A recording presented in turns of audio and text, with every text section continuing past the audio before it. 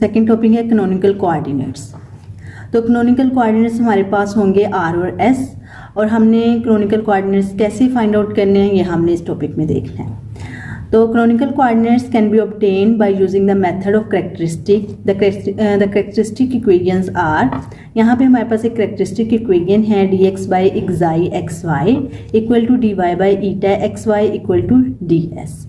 यहाँ पे हमारे पास एक्साई और ईटा जो है वो टेंजेंट वेक्टर्स हैं। पहले हमें ली ग्रुप ऑफ सिमेट्रीज गिवन थी और हमने टेंजेंट वेक्टर फाइंड आउट किया है। अब हमें टेंजेंट वेक्टर गिवन होंगे और हमने आर और S canonical coordinates find out करने हैं। सबसे पहले हम देखेंगे कि आर कैसे फाइंड आउट करना है। ठीक है, तो आर फाइंड आउट करने के लिए हमारे पास कौन सा फार्मूला है वो देखने के बाद हम कुछ एग्जांपल्स करेंगे जिसमें हम आर फाइंड आउट करेंगे।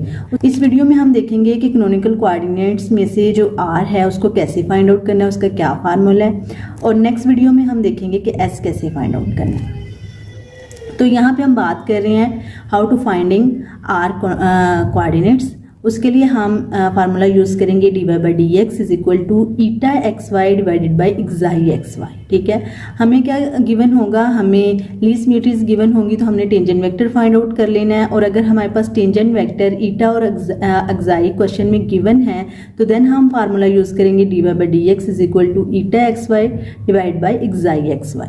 जब हम इस फार्मूला को यूज़ करेंगे तो देन हम क्या लिखेंगे, फर्स्टली हम ईटा की वैल्यू लिखेंगे और डिवाइड कर देंगे एक्साई की वैल्यू से, तो हमारे पास इसको सोल्व आउट करने से आर की वैल्यू आ जाएगी। ठीक है, तो ईटा और एक्साई हमारे पास टेंजेंट वेक्टर है, इनको यूज करते हुए हम क्या फाइंड आउट कर सकते हैं, हम आर फाइंड आउट कर सकते हैं। तो एग्जांपल देखते हैं, एग्जांपल से आपको अच्छी तरह समझ आ जाएगी। हमारे पास एग्जांपल है, consider the following least symmetries which are scalings. यहाँ पे हमें स्केलिंग सिमेट्रीज दी गई हैं जिसे हम ली ग्रुप ऑफ सिमेट्रीज भी कहते हैं, जिन्हें हम डिनोट करते हैं X hat and Y hat से। जो हमें गिवन है ई की power epsilon X and E की power K epsilon Y and K greater than 0। Then हमें टेंजेंट वेक्टर गिवन है, टेंजेंट वेक्टर हमें गिवन है एक्साई एंड ईटा। एक्साई हमें एक्स वेरिएबल में गिवन है और ईटा हमें के वाई में गिवन है। ठीक है, अब हमें यहाँ पे जी टेंजेंट वेक्टर गिवन है तो हम क्या फाइंड आउट कर सकते हैं, हम कैनोनिकल कोऑर्डिनेट्स फाइंड आउट कर सकते हैं। तो सबसे पहले हम देखेंगे कि आर को कैसे फाइंड आउट करना है। तो सोल्यूशन की तरफ जाते हैं। Therefore R is the first integral of dy by D X is equal to K Y by X. यहाँ पे देखें जी, सबसे पहले हमने क्या किया, हमने जो फार्मूला है हमारे पास dy by D X is equal to eta X Y divided by xi X Y. यहाँ पे हमने ईटा एक्स वाई की वैल्यू पुट करनी है। तो हमारे पास यहाँ पे ईटा की क्या वैल्यू है, के एन वाई, ये हमारे पास क्या है, ईटा की वैल्यू। तो फर्स्टली हम ईटा की वैल्यू लिखेंगे और डिवाइड कर देंगे एक्साई की वैल्यू। एक्साई की वैल्यू क्या गिवन है, एक्स, इससे हमने क्या कर दिया, डिवाइड कर दिया। तो सिंपली हमने सिर्फ इसमें वैल्यूज पुट की है। उसके बाद हमने वैल्यू पुट करने के बाद बहुत सारे इंटेग्रल लेना है इसे सोल्व करने के लिए। तो जब हम दोनों तरफ इंटेग्रल लेंगे तो यहाँ पे आप लोग ध्यान से देख लें कि जब हमने dy लिखा है यहाँ पे तो इसके साथ जो मल्टीपल में वैल्यू आएगी वो y में आएगी। ठीक है, और यहाँ पे हम dx से इंटेग्रल ले रहे हैं तो यहाँ पे क्या आएगी, x की वैल्यू आएगी। और हमारे पास क्या वैल्यू थी, हमारे पास वैल्यू थी dy by D X is equal to K Y by X, यही वैल्यू थी। ठीक है, अब यहाँ पे देखिए जी, यहाँ पे dx क्या हो रहा है, डिवाइड हो रहा है, तो हम इसे ऐसे लिख सकते हैं ना, के वाई एक्स एंड dx।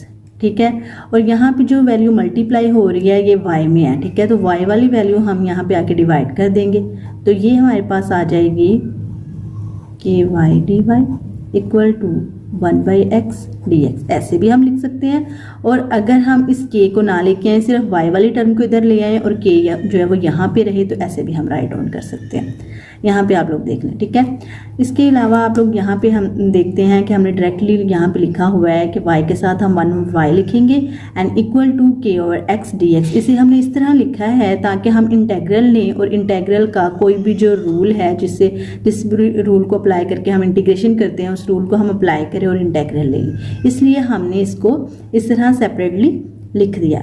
जब आप लोगों ने सेपरेट कर लिया तो देन आप लोगों ने देखना है कि अब इस पे कौन सा रूल अप्लाई होगा इंटीग्रल का, तो देन हम जो है वो इसकी इंटीग्रेशन कर सकेंगे। तो यहाँ पे है 1 ओवर वाई, तो 1/y इंटेग्रल में विद रिस्पेक्ट टू dy हमारे पास क्या इंटीग्रेशन आ जाएगी, ln y इक्वल टू, यहाँ पे भी सेम k ln x आ जाएगा और कांस्टेंट ln c में हम लिखेंगे। ठीक है, तो यहाँ पे जी हमने इंटीग्रेशन ली है। इंटीग्रेशन करने के बाद आप लोगों ने क्या करना है, यहाँ पे ln का रूल यूज़ हुआ है कि ये हमारे पास ln x है और k इसके साथ मल्टीप्लाई हो रहा है, तो k क्या हो जाएगा, पावर में आ जाएगा, यहाँ पे पावर रूल यूज़ हो जाएगा, प्लस ln x। अब ये प्लस में है तो हम इसे मल्टीप्लिकेशन में लिख सकते हैं, ln x के c। ठीक है, ये यहाँ पे बेसिक टर्म्स यूज़ हो रही हैं। ठीक है, तो यहाँ पे जी ln y equal to ln x K c आ जाएगा। यहाँ पे हमने बोथ साइड जब एक्सपोनेंशियल फंक्शन अप्लाई करना है तो वो हमारे पास ln से ख़त्म हो जाएगा और हमारे पास वैल्यू आएगी y equal to x K c। ठीक है, तो यहाँ से आप लोगों ने कांस्टेंट c की वैल्यू निकाल लेनी है, वो हमारे पास है y ओवर x की पावर k। ठीक है, तो यहाँ पे जो हमारे पास c की वैल्यू आएगी वही वैल्यू हमारे पास किसकी होगी, हमारे पास कैनोनिकल कोऑर्डिनेट r की वैल्यू होगी। ठीक है, तो जी स्टूडेंट्स यहाँ पे हमने क्या फाइंड आउट किया है, हमने r को फाइंड आउट कर लिया है। सिंपली हमने फार्मूला को यूज़ किया है और इसकी इंटीग्रेशन कर दी है, तो हमारे पास क्या आ गई, r की वैल्यू आ गई है। तो सेम एज इट इज़ हम एक और एग्जाम्पल देखेंगे। यहाँ पे हमारे पास एग्जाम्पल है the one parameter Lie group of invariant. हमारे पास invariant Lie group of symmetries हैं या स्केलिंग सिमेट्रीज हैं जो है x हैट y हैट। अगर हमें x hat and y hat given है तो देन हमने क्या करना है, हमने टेंजेंट वेक्टर को फाइंड आउट कर लेना है। तो अगर हमारे पास ये ली ग्रुप ऑफ सिमेट्रीज हैं तो देन हम कहेंगे कि हमारे पास टेंजेंट वेक्टर कौन से हैं, एक्साई और ईटा। एक्साई और ईटा हमारे पास टेंजेंट वेक्टर हैं, एक्साई एक्स स्क्वायर है एंड ईटा एक्स वाई है। तो यहाँ पे हमें क्या दिया गया है, हमें टेंजेंट वेक्टर गिवन दे दिए गए हैं। तो अगर हमें टेंजेंट वेक्टर गिवन है क्वेश्चन में तो हम क्या फाइंड आउट करेंगे, हम कैनोनिकल कोऑर्डिनेट्स फाइंड आउट कर सकते हैं। तो जी स्टूडेंट्स सबसे पहले हम आर को फाइंड आउट करेंगे। यहाँ पे हम आर को फाइंड आउट कर रहे हैं, साथ हमने एस को भी फाइंड आउट करना होता है, लेकिन यहाँ पे मैं जी आपको सबसे पहले बता रही हूँ कि आर को कैसे आप लोग फाइंड करना है, देन हम एस को देखेंगे। तो नेक्स्ट वीडियो में हम इन्हीं एग्जांपल्स को लेके देखेंगे कि एस को कैसे फाइंड आउट करना है। ठीक है, तो यहाँ पे जी हम आर को फाइंड आउट कर रहे हैं, तो therefore R is a first integral of, हम सबसे पहले जी आर को फाइंड आउट करने का जो फार्मूला है D Y by D X is equal to eta X Y by xi X Y, ये लिख लिया। देन हमने ईटा की वैल्यू लिख दी जो हमें क्वेश्चन में गिवन होगी एक्स वाई एंड एक्साई की वैल्यू है एक्स स्क्वायर। इस क्वेश्चन में हमें एक्साई और ईटा टेंजेंट वेक्टर गिवन है। अगर हमें टेंजेंट वेक्टर गिवन नहीं है, हमें ली ग्रुप ऑफ सिमेट्री सिर्फ दी गई हैं, तो हम ली ग्रुप ऑफ सिमेट्री से टेंजेंट वेक्टर फाइंड आउट कर सकते हैं। हमने प्रीवियस जो फर्स्ट वीडियो बनाई थी चैप्टर 2 पे, उसमें हमने यही सीखा था कि टेंजेंट वेक्टर कैसे फाइंड आउट करते हैं। तो जी स्टूडेंट्स यहाँ पे जी टेंजेंट वेक्टर हमारे पास गिवन है, तो हमने जी एज इट इज़ फार्मूला में वैल्यूज़ को पुट किया है और हमारे पास D Y by D X क्या आया, वाई ओवर एक्स। ठीक है, वाई ओवर एक्स है, तो देन हम कहेंगे कि वाई जो है वो डी वाई के साथ जाएगा ताकि हम इसकी इंटीग्रेशन कर सकें। सिंपली हमने ये किया है कि हम डी एक्स को इधर ले गए, वाई को इधर ले आए हैं। ठीक है, इस तरह हमने राइट डाउन कर लिया ताकि हम इसकी इंटीग्रेशन कर सकें। तो जी स्टूडेंट्स यहाँ पे हमने इसकी इंटीग्रेशन कर दी है, हमारे पास ln y equal to ln x plus ln c आ गया है और यहाँ पे हमारे पास वैल्यू आ जाएगी y equal to X C and c की जो वैल्यू है वो हमारे पास क्या आ गया, r। ठीक है, इस c को हम क्या डिनोट करते हैं, r से डिनोट करेंगे, equal to y by X, हमारे पास r की वैल्यू आ जाएगी। तो बहुत ही सिंपल क्वेश्चन था। ठीक है, सिर्फ हमने फार्मूला में वैल्यू पुट की है और देन इसे सॉल्व आउट कर लिया। नेक्स्ट देखें, अगर आपको एग्जाम्पल इस तरह आ जाए, x is equal to small x partial by partial x plus 3y partial by partial y, तो आप लोग ये सोचेंगे तो r तो हम तभी फाइंड आउट कर सकते हैं जब हमें एक्साई और ईटा की वैल्यू गिवन होगी। ठीक है, तो यहाँ पे जी अगर आप लोगों को इस तरह का ऑपरेटर दिया गया है और आपको कहा गया कि r फाइंड आउट करो, तो देन आप लोग कैसे एक्साई और ईटा की वैल्यू फाइंड आउट करोगे।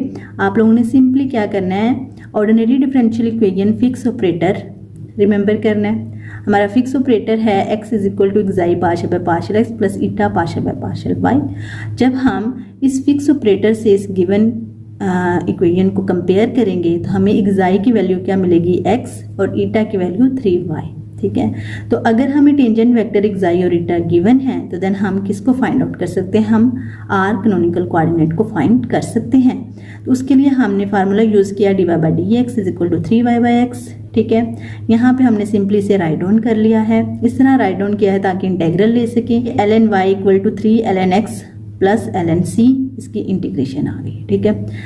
देन इंटीग्रेशन लेने के बाद जी आप लोगों ने क्या किया, इसमें जो लॉगरिथमिक फंक्शन के रूल्स हैं कि अगर आप लोगों की वैल्यू इस तरह है 3 ln x, तो इसे आप प्रोडक्ट पावर में लेके जा सकते हैं, प्लस ln c है, प्लस में है तो प्रोडक्ट में लेके जा सकते हैं, ठीक है। इस तरह करके आपने ये एग्जाम्पल को सॉल्व कर लिया, ठीक है। यहाँ पे आपके पास जो कांस्टेंट c उसकी value y by X cube आई है, तो देन आपके पास r की वैल्यू क्या आएगी, y बाई एक्स क्यूब। तो जी यहाँ पे आप लोगों ने क्या फाइंड आउट कर लिया, आप लोगों ने canonical coordinate r find out कर लिए, ठीक है स्टूडेंट्स। तो उम्मीद करती हूँ आप लोगों को समझ आई होगी।